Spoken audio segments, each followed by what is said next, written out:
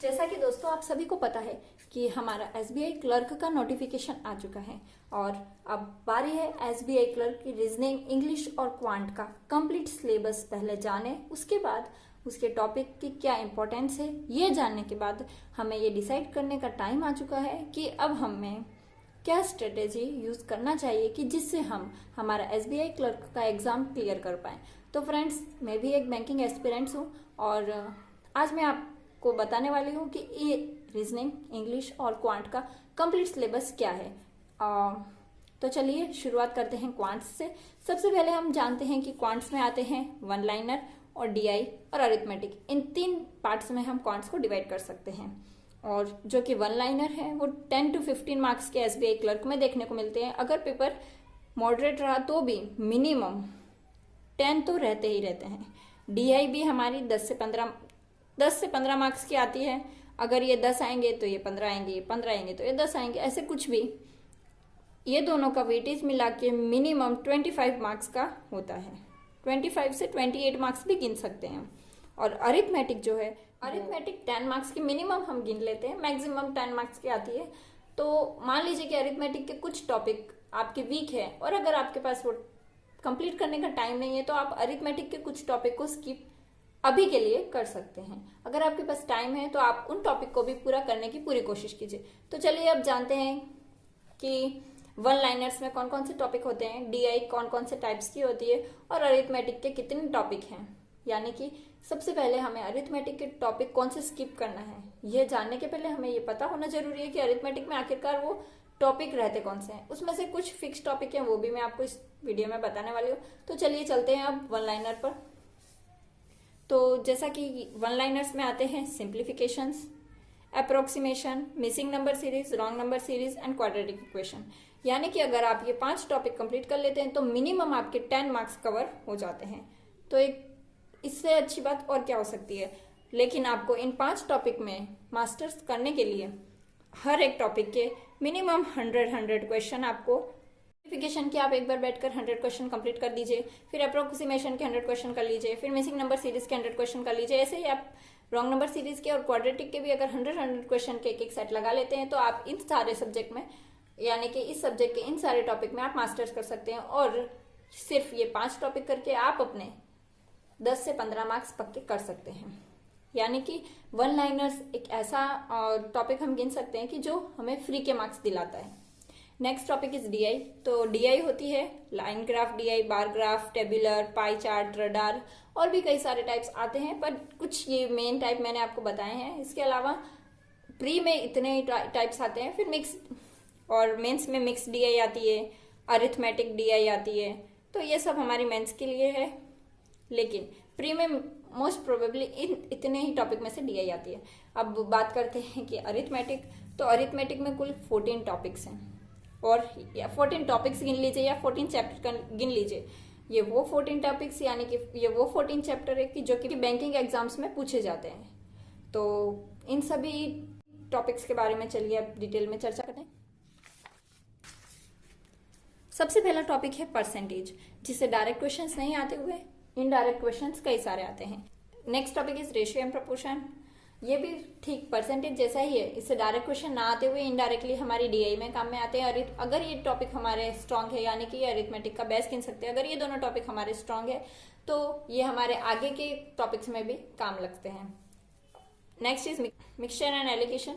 ये टॉपिक अगर आपको आता है तो ये सिर्फ इसी चैप्टर के लिए नहीं, आप कई सारी जगह इस टॉपिक का यूज कर सकते हैं।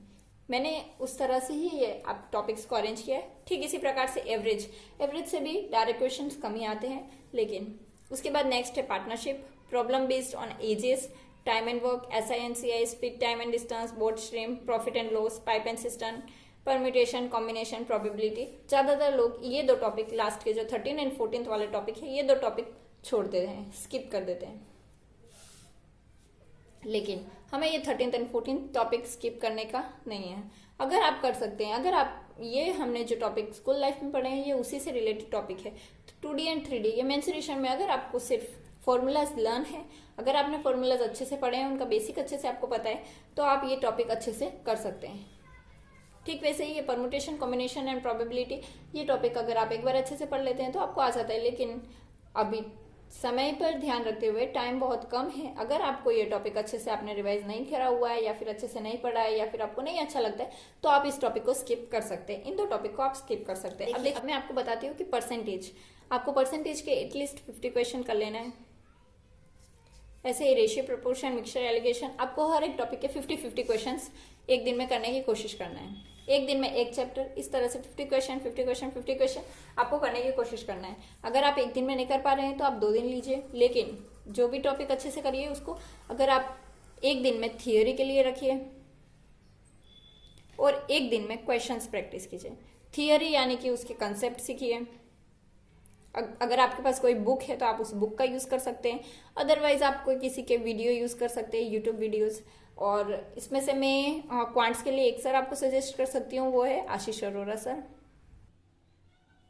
यूट्यूब चैनल है स्टडीफाइड के नाम से।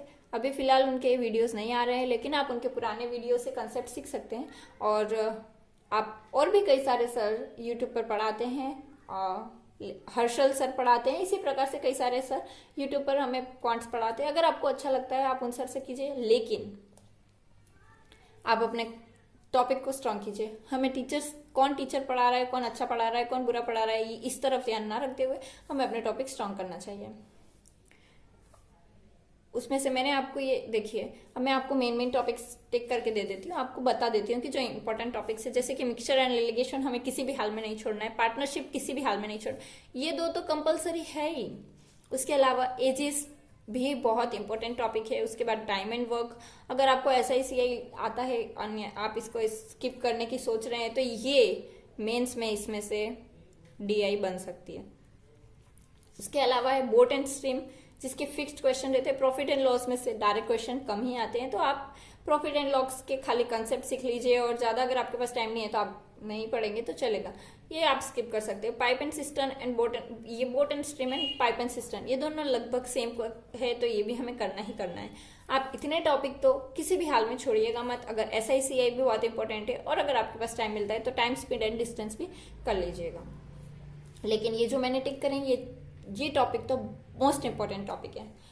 तो फ्रेंड्स, बहुत सारा समय हमने यहाँ ले लिया है। फ्रेंड्स, अगले वीडियो में मैं आपको इंग्लिश की स्ट्रेटेजी बनाऊंगी, और ऐसे ही एक वीडियो में रीजनिंग के लिए भी आपके लिए टॉपिक वाइज कंप्लीट सिलेबस के साथ बताऊंगी। आपको किस टॉपिक पर कितने क्वेश्चन सॉल्व करना है एटलीस्ट, वो भी मैं आपको बताऊंगी। अगर ये सब आप एक टॉपिक को 2 दिन देते हैं, और अगर एक आध टॉपिक छोड़ भी देते हैं, तो आपको मोर देन 1 मंथ इनफ है।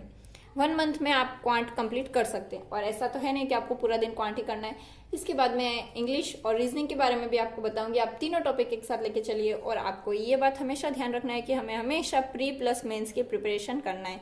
अगर हम प्री प्लस मेंस की प्रिपरेशन नहीं करेंगे तो हमारा प्री तो क्लियर हो जाएगा, पर हम मेंस में फिर फंस जाएंगे। इसलिए हमें दोनों की एक साथ करना है। तो stay tuned with me, we will crack together. Thank you. I hope आपको वीडियो अच्छा लगा होगा, और नेक्स्ट वीडियोस के लिए, सिलेबस के लिए, स्ट्रेटेजीज के लिए आप चैनल को सब्सक्राइब कर लीजिएगा। Thank you.